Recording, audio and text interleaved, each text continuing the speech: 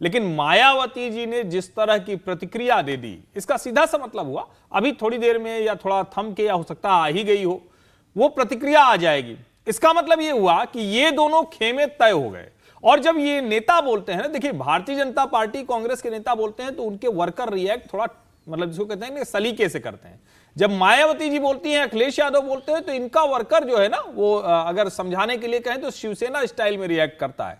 तो उसी तरह से अब दोनों के वर्कर रिएक्ट करेंगे। और ये भारतीय जनता पार्टी के लिए तो सचमुच जिसको कहते हैं ना कि बैठे बिठाए एकदम कुछ नहीं था, लेकिन ऊपर से एकदम बढ़िया भूखे बैठे हुए तो सारे फल झोली में आ गए, तो कुछ उस तरह की स्थिति हो गई है। उत्तर प्रदेश में जो भारतीय जनता पार्टी का मिशन 75 मिशन 80 था, उसके लिए ये सबसे बड़ी खबर है। लेकिन आपने ये क्यों कहा कि अगर ये स्थायी खबर है तो आपको कोई शक है या आपको अभी भी लगता है कि मायावती रुख बदल सकती हैं? देखिए, मुझे हमेशा जब बहुजन समाज पार्टी की राजनीति देखनी समझनी होती है तो मैं कांशीराम जी को याद करता हूं।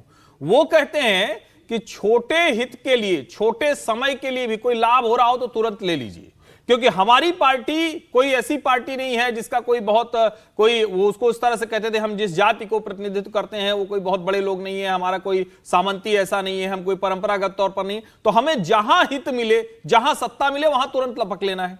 अब अगर कांशीराम जी की वो बात याद करें तो क्या मायावती अकेले लड़के कुछ पाएंगी? तो कुछ नहीं पाएंगी। लेकिन अगर उस गठजोड़ में जाएंगी तो कुछ सीटें हासिल कर सकती हैं। तो क्या मायावती को कहेंगे कि शॉर्ट टर्म वाला पहले ले लो, उसके बाद फिर राजनीति कर लेंगे? कोई ऐसा तो है नहीं कि वो बहुजन समाज पार्टी के टिकट पर आए वो सांसद वो बदल जाएंगे। कोई राजस्थान तो है नहीं कि 6 विधायक जीते थे और 6 के 6 वो चले जाएंगे। तो मुझे लगता है कि एक ये विंडो भी हमेशा होती है। और जब बहुत आप टफ बार्गेनर होते हैं, जैसे आप अगर ध्यान से देखिए तो अभी 2 लोग बड़े कैसे मिल रहे हैं। अभी वो तस्वीर आई थी, उसमें वो खड़गे जी वो बढ़िया मफलर लपेटे हुए बढ़िया सा अच्छे से थे, और बगल में बिना मफलर के केजरीवाल जी, कितने सुंदर लग रहे दोनों लोग। दोनों लोगों में कितना मतभेद था, लगता था कांग्रेस केजरीवाल तो कभी आ ही नहीं सकते। देखिए दोनों एक साथ है। अब ममता जी किनारे हो गई, अखिलेश जी किनारे हो गए, उद्धव जी किनारे हो गए, यहां तक कि नीतीश जी भी बेचारे कभी कोई किनारे किनारे लगने लगते हैं। लेकिन केजरीवाल कह रहे हैं ना, हम तो राघव चड्ढा को लेकर आए हैं, उधर से केसी वेणुगोपाल आ गए। तो एक तरह से देखिए, जो जब ज्यादा लड़ते हैं ना तो उनके मन में इच्छा होती है कुछ हमारे मन का हो जाए, तुरंत हाथ मिला ले। तो कहीं कुछ वो वाली मना स्थिति नहीं है। इसीलिए मैं कह रहा हूं, अगर ये स्थायी समाचार है तो भारतीय जनता पार्टी के दिन, ये उत्तरायण के दिन, इससे सुंदर खबर नहीं हो सकती। समीर जी, मायावती ने हालांकि बड़ा स्पष्ट किया उन्होंने कि हम ये फैसला क्यों कर रहे हैं, इसके पीछे हमारा अनुभव है। वो ये बताता है कि हमको कभी फायदा नहीं हुआ गठबंधन की राजनीति करके, ऐसे समझौतों से हमें कभी वोट नहीं मिलता दूसरी पार्टी का। उन्होंने समाजवादी पार्टी का भी जिक्र किया, और उन्होंने खैर अखिलेश यादव के लिए बहुत से और शब्द भी कहे, गिरगिट भी कहा उनको, जिस तरीके से वो हमको लेकर के अपने बयान देते रहे हैं। लेकिन आपको लगता है कि शायद ये 2024 के लिहाज से यूपी सबसे बड़ा राज्य और वहां की सबसे बड़ी खबर है? निश्चित रूप से पिछले कुछ समय से चल ही रहा था कि मायावती को इंडिया गठबंधन में शामिल किया जाएगा। कांग्रेस चाह रही थी कि मायावती इंडिया गठबंधन का हिस्सा बने। अखिलेश उसका विरोध कर रहे थे। अखिलेश इस बात को भी जानते थे कि मायावती अगर नहीं आएगी तो उन्हें समस्या बड़ी होगी, और कांग्रेस के लिए ज़्यादा बड़ी समस्या आती थी। कांग्रेस चाहती थी कि मायावती अगर आ जाएंगी तो पिछली बार जो 5 और 10 सीटें रही है, हो सकता है सीटों में कुछ ज़्यादा गैप आ जाए, ज़्यादा सीटें आ जाए और भारतीय जनता पार्टी को नुकसान उठाना पड़े। मुझे लग रहा है फिलहाल ये जो खबर आई है उत्तर प्रदेश के अंदर, ये निश्चित रूप से भारतीय जनता पार्टी के लिए एक राहत की खबर है, क्योंकि मायावती किसी भी गठबंधन का हिस्सा अगर बन जाती है, अखिलेश के साथ जुड़ जाती है, कांग्रेस के साथ जुड़ जाती है, तो निश्चित रूप से उसका वोट ट्रांसफर होता है। और आज वो 12% के वोट बैंक पे खड़ी है। भले विधानसभा में उसका एक विधायक हो, या कहे कि पिछली बार लोकसभा में अखिलेश के साथ लड़कर 10 सीटें जीती थी उसने, मायावती का वोट बैंक ट्रांसफर होता है अन्य दलों को। ये मायावती ने बहुत स्पष्ट कहा है, और ये अन्य पार्टियां भी जानती है कि मायावती का कहने पर उनका जो कोर वोट बैंक है वो दूसरे पार्टी को चला जाता है और बेनिफिट होता है गठबंधन को। उत्तर प्रदेश के अंदर मायावती, भले ही अगर आप पिछले 10 साल की राजनीति देखें तो मायावती बहुत ज़्यादा सक्रिय नहीं है। 2014 के बाद वो कम होती गई, और 2019 के बाद तो लगभग उन्होंने घर से निकलना बंद कर दिया। कोई बड़ी रैली नहीं गई, संगठन स्तर पर उन्होंने काम नहीं किया। अपने भतीजे को उन्होंने बसपा का एक प्रकार से कमान देने की घोषणा कर दी थी।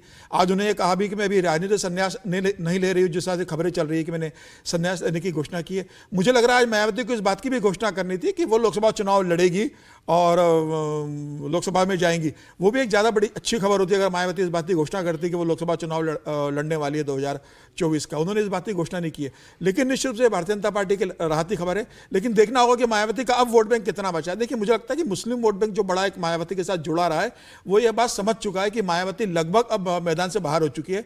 जिस तरीके से 2019 के लोकसभा चुनाव के अंदर एक बड़ा वोट बैंक इनके बीच बटा था, और उसके बाद जब विधानसभा चुनाव हुए थे 2022 के उत्तर प्रदेश के, उसमें मुसलमान वोट बैंक जिस हिसाब से अखिलेश के साथ चला गया है, जिसके कारण अखिलेश की इतनी सीटों की संख्या बढ़ गई थी, तो मुझे लग रहा है कि अब मायावती के पास उतना वोट बैंक रहेगा, ये देखने वाली बात होगी। मुझे लगता है मुस्लिम वोट बैंक जो मायावती के साथ जुड़ा था, वो निश्चित रूप से अब अखिलेश और कांग्रेस के पास जाएगा। मायावती का जो कोर वोट बैंक है जाटव, मुझे लग रहा है वही सिर्फ मायावती के साथ रहेगा और उससे बहुत ज्यादा फर्क पड़ेगा नहीं।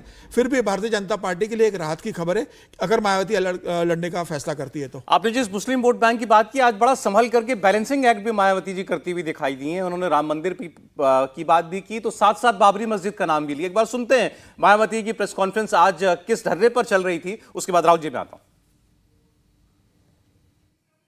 हमारी पार्टी लोकसभा 22 जनवरी को राम मंदिर को लेकर जो भी कार्यक्रम होने के लिए जा रहा है, उसका हमारी पार्टी को कोई भी ऐतराज नहीं है, उसका हम स्वागत करते हैं। और आगे चलकर जब बाबरी मस्जिद को भी लेकर ऐसा कोई प्रोग्राम होता है, तो फिर उसको भी लेकर हमारी पार्टी को कोई भी ऐतराज नहीं होगा, उसका भी हम स्वागत करेंगे। विपक्ष के इंडिया गठबंधन को लेकर जिस प्रकार से सपा मुखिया ने एक सोची समझी रणनीति के तहत बीएसपी के लोगों को गुमराह करने के उद्देश्य से कुछ ही घंटों के अंदर बीएसपी प्रमुख के प्रति गिरगिट की तरह अपना रंग बदला है, तो उससे भी पार्टी के लोगों को जरूर सावधान रहना है। इसके साथ ही पिछले महीने पार्टी की ऑल इंडिया की बैठक में आम सहमति से श्री आकाश आनंद को मैंने अपना एकमात्र उत्तराधिकारी घोषित किया था, तो उसके बाद से बीच में अब मीडिया में ये भी फर्जी व गलत खबरें प्रचारित की जा रही हैं कि ऐसा लगता है कि अब बीएसपी प्रमुख जल्दी ही राजनीति से संन्यास लेने वाली है, जिसमें रत्ती भर भी सच्चाई नहीं है, जबकि मेरी जिंदगी का आखिरी सांस भी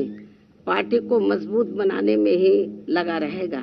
इस किस्म की फर्जी व गलत खबरों से भी पार्टी के लोगों को गुमराह नहीं होना है। चुनाव को लेकर यहाँ मैं ये बात भी फिर से स्पष्ट कर देना चाहती हूँ कि हमारी पार्टी देश में जल्दी ही घोषित होने वाले लोकसभा के ये आम चुनाव यहाँ गरीबों एवं उपेक्षित वर्गों में से विशेषकर दलितों, आदिवासियों, अति पिछड़े वर्गों, मुस्लिम व अन्य धार्मिक अल्पसंख्यक समाज के लोगों के बलबूते पर ही पूरी तैयारी व दमदारी के साथ अकेले ही लड़ेगी। और इन्हीं के बलबूते पर ही हमने सन 2007 में यहाँ आबादी के हिसाब से देश के सबसे बड़े प्रदेश उत्तर प्रदेश में अकेले ही चुनाव लड़कर फिर अपनी पार्टी की पूर्ण बहुमत की सरकार भी बनाई थी। इसलिए अपने इस अनुभव को भी खास ध्यान में रखकर हमारी पार्टी लोकसभा के ये आम चुनाव अकेले ही लड़ेगी तथा देश की जातिवादी, पूंजीवादी, संकीर्ण व सांप्रदायिक सोच रखने वाली सभी विरोधी पार्टियों से अपनी दूरी बना के रखेगी। अर्थात हमारी पार्टी यहाँ किसी भी गठबंधन व पार्टी के साथ मिलकर ये चुनाव नहीं लड़ेगी। तो मायावती जी ने घेरा तो सबको, लेकिन ये तो बिल्कुल साफ है कि इसका फायदा आज उनके इस ऐलान का किसको होने जा रहा है। देखिए, अगर ये जैसे बोला गया कि मायावती का ये कहना है कि उनका वोट जो है किसी को ट्रांसफ़र हो जाता है अगर वो अलायंस करती हैं, तो ऐसा बिल्कुल भी नहीं है। देखिए, अगर हम 2014 से 2019 के दो चुनावों को देख लें तो बीएसपी का वोट शेयर जो 2014 में लगभग 19.6 था, वो 2019 में 19.2 के आसपास गया था, तो वहाँ पे कोई ट्रांसफ़र नहीं हुआ था। लेकिन समाजवादी पार्टी का जो वोट शेयर था वो 22 दशमलव कुछ से जो है 18 दशमलव कुछ पे पहुँच गया था। तो समाजवादी पार्टी को ज़्यादा घाटा हुआ था इस अलायंस से, जबकि मायावती को ऐसा कोई घाटा नहीं हुआ था। लेकिन हम पूरी अगर राजनीति देखें, अगर हम उत्तर प्रदेश में मुस्लिम, जाटव, यादव और जाट वोट मिला लें तो 41% का वोट बैंक है। और इसी कारण से ये माना जाता है कि अगर ये अलायंस होता बीएसपी, समाजवादी कांग्रेस और आरएलडी वगैरह का, तो शायद एक बड़ी फोर्स जो है के तौर पर वो सामने आते। लेकिन ऐसा अगर नहीं होता है, देखिए मायावती, पहली बात यह है कि बीएसपी पे विश्वास करना बहुत मुश्किल है। जैसे कि हर्षवर्धन बोल रहे थे, वो कभी भी पलट सकती पार्टी ऐसी है। उसने ये अपने पिछली जो उनकी चुनावी रणनीति रही है, चुनावों के बाद सरकार में जब वो रही हैं, जिस तरह से उन्होंने काम किया है, उससे ये साफ मतलब हमें समझ आता है कि वो कभी भी किसी भी ओर जो है पलट सकती पार्टी, ऐसी पार्टी है जो कभी भी पलट सकती है।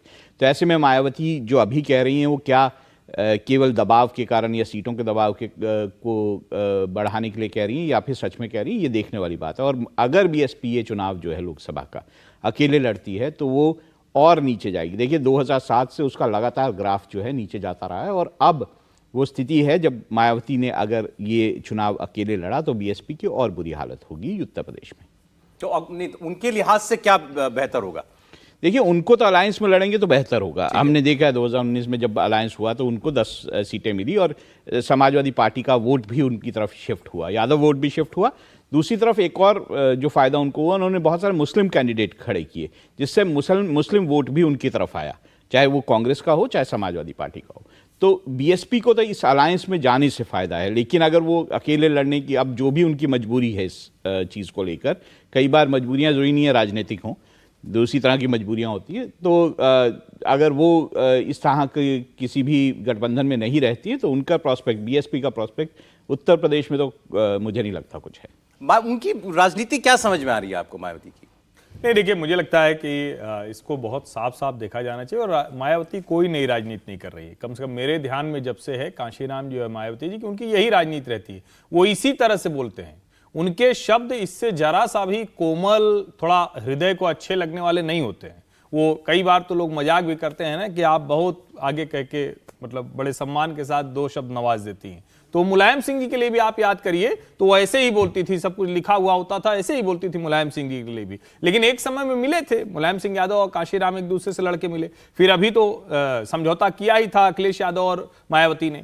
ये दरअसल अपनी अपनी तैयारी है अपने वर्कर को मजबूत रखने की। और मायावती का इस वक्त सबसे बड़ा संकट गठजोड़ नहीं है। मायावती का इस वक्त सबसे बड़ा संकट ये नहीं है कि वो 2, 4, 6, 10 सीटें जीत पाएगी या नहीं जीत पाएगी। उसका सबसे बड़ा संकट है कि उसका एक जो बहुत शानदार वोट बैंक है, जो मायावती के कहने पर कुछ भी करने को तैयार हो जाता है, जो किसी भी पार्टी में सचमुच वोट शिफ्ट करा देती हैं, क्या वो वोटर मायावती जी के साथ 2024 के लोकसभा चुनाव में खड़ा रहेगा?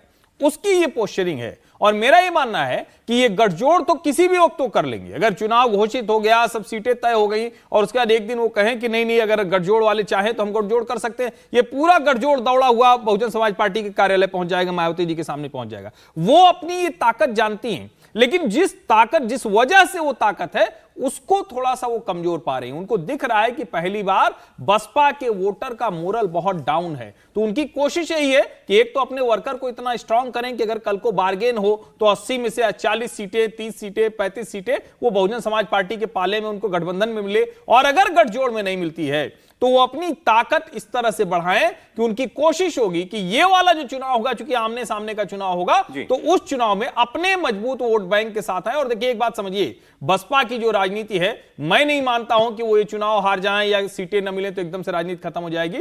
मायावती अगर इस तरह से रहेंगे और आकाश आनंद जिसको उन्होंने अपना उत्तराधिकारी बनाया है, अगर वो राजनीति में एक कहें कि लॉन्ग टर्म विजन लेकर चलते हैं, तो हो सकता है कि 24 के बाद बहुजन समाज पार्टी की राजनीति आपको नए सिरे से खड़ी होती हुई दिखे। तो अभी वो जो कुछ भी अखिलेश यादव जी के लिए कह रही हूं, आज उनको गिरगिट बुलाया है, उनकी वो हमारे लिए जो है कभी कुछ बोलते हैं कभी कुछ बोलते हैं, सब आड़े नहीं आने जा रहा। अगर कल को नहीं, कतई नहीं आएगा, कतई नहीं आएगा। मतलब मुझे लगता है कि ये ठीक उसी तरह से आप समझिए कि वैसे तो नेता लोग करते ही हैं, लेकिन भाई घर में भी ना एक दूसरे को थप्पड़ मार देते हैं, कुछ कह देते हैं, फिर कल को लगता है चलो ठीक है भाई हम लोग साथ साथ हैं तो कोई दिक्कत नहीं। तो कुछ उसी तरह का है। और मैं फिर से कह रहा हूं, चूंकि दोनों को अपनी स्थिति पता है ना, उत्तर प्रदेश में अगर ये दोनों तीनों एक साथ नहीं आएंगे तो उनके लिए बड़ा संकट खड़ा होने वाला है। दोनों लेकिन ये दावा करते हैं, अखिलेश यादव भी पहले कह चुके हैं कि भाई उनका वोट हमको नहीं मिलता, हम बड़ा पछताए समझौता करके साथ। देखिए अगर वोट नहीं मिल रहा होता तो भारतीय जनता पार्टी की सिर्फ सीटें ही नहीं, मतलब 71 से 62 हो गई, 73 से 64 हो गई, सिर्फ इतना भर नहीं है, कई जगह मत का अंतर जो था वो भी घटा है। ऐसा नहीं है कि बहुजन समाज पार्टी और समाजवादी पार्टी एक साथ आते तो, लेकिन चूंकि इनके वर्कर की एक समस्या है, बहुजन समाज पार्टी और समाजवादी पार्टी का वोटर बहुत, अगर स्पष्ट तौर पर कहें तो यादव और दलितों में भी जो जाटव, जो मायावती जी की जाति है, उनके बीच संघर्ष बहुत है, जमीन का संघर्ष है, जो आसपास के इलाके में कहें कि प्रभुत्व का संघर्ष है, और जो बस्तियां हैं उसमें किसी सवर्ण की हिम्मत नहीं किसी यादव बस्ती को, किसी पटेलों की बस्ती कुछ कर दे। लेकिन ये जो जातियां हैं ये जरूर दलित बस्तियों के लिए कई बार बाधा बनती है, और चूंकि अगल बगल की बस्ती होती है तो वो संघर्ष बहुत ज्यादा है। जी देखिए ना, 2007 में जब मायावती ने सरकार बनाई थी 5 साल के लिए, उस 5 साल की सरकार में समाजवादी पार्टी के वर्करों के ऊपर बहुत अत्याचार हुए थे, समाजवादी पार्टी का कहना है। और जब अखिलेश यादव ने 2012 में सरकार बनाई थी तो मायावती का कहना है कि हम पे बहुत ज़्यादा अत्याचार दलितों पे यादव लोगों ने किया था, समाजवादी पार्टी ने बहुत अत्याचार करवाया था। इसलिए तो 2019 में जब गठबंधन हुआ था तो आप देखिए कि मैनपुरी में जब मुलायम सिंह यादव लोकसभा चुनाव लड़ रहे थे तो मायावती प्रचार अभियान करने उनके साथ मंच साझा करने गई थी। तो ये कहा गया था कि मुलायम सिंह को तो जरूरत नहीं है मैनपुरी में, मायावती को तो वैसे ही जीत जाएंगे। तब यह कहा गया था कि नहीं, कि दोनों वर्करों के बीच में इतनी ज्यादा कटुता है, उसको दूर करने के लिए बताना जरूरी है कि मुलायम मायावती दोनों गेस्ट आउट कांड के बाद पहली बार स्टेज पर आए थे कि अब उनके बीच में कम से कम एक चुनाव लड़ने की सामंजस्य है। तो अगर ऊपर स्तर पर दोनों नेता मुलायम और मायावती मिल रहे हैं तो जमीनी स्तर पर भी कार्यकर्ता मिले और आपस में वोट दें, अपनी लड़ाई को उस समय के लिए भूले। उस समय बहुत मुश्किल हो गया था मुलायम मायावती के लिए कि अपने वर्कर को एक दूसरे के लिए वोट करवाने के लिए कहने के लिए। हालांकि उसमें से कई जगह वोट पड़े, कई जगह वोट बड़ा vote bank Bharatiya Janata party की तरफ भी शिफ्ट हो गया। तो निश्चित रूप से दोनों दलों के अंदर एक बहुत बड़ी कटुता रही है।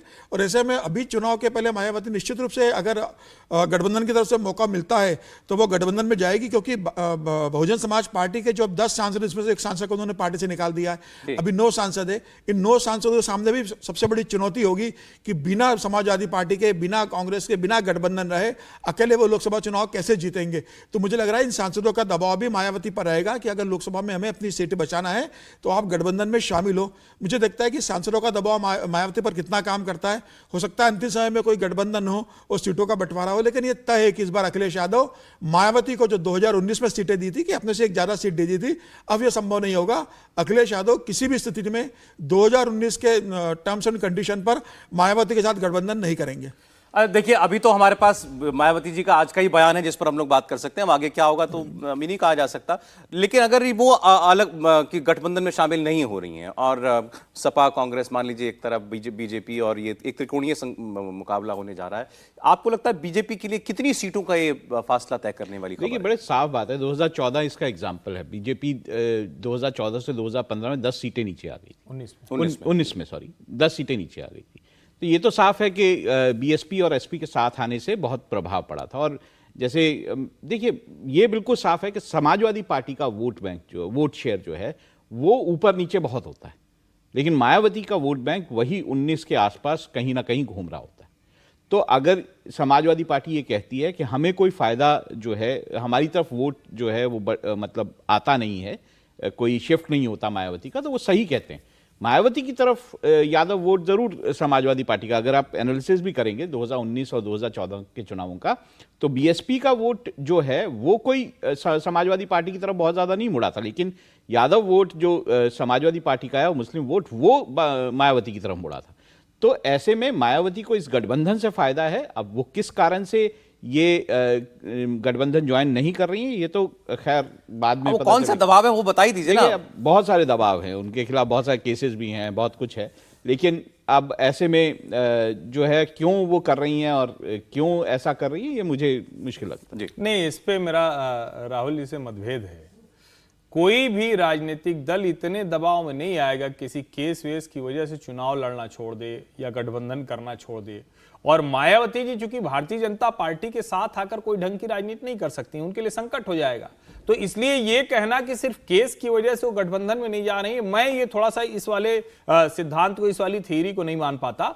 उनकी अपनी मुश्किलें दूसरी है। उनको लगता है कि समाजवादी पार्टी के साथ जाएंगे तो कहीं धीरे धीरे हमारा जो वोट बैंक है वो खत्म ना हो जाए, वो वाली चिंता उनकी ज्यादा बड़ी है। और उनको बार बार ये लगता है, कई बार उनको ऐसा लगा कि भले ही हमको साथ में बुलाते हैं, लेकिन उसके बाद हमारे साथ जो बर्ताव होता है, हमारे लिए जो कहा जाता है, हमारे कार्यकर्ताओं के लिए जो कहा जाता है, वो ठीक नहीं होता, वो ज्यादा प्रभावी है। क्या आपको लगता है, मैं ये बोलना चाहूंगा, क्या आपको ये नहीं लगता कि बीएसपी अगर चुनाव अलग से लड़ती है तो बीजेपी को फायदा हो?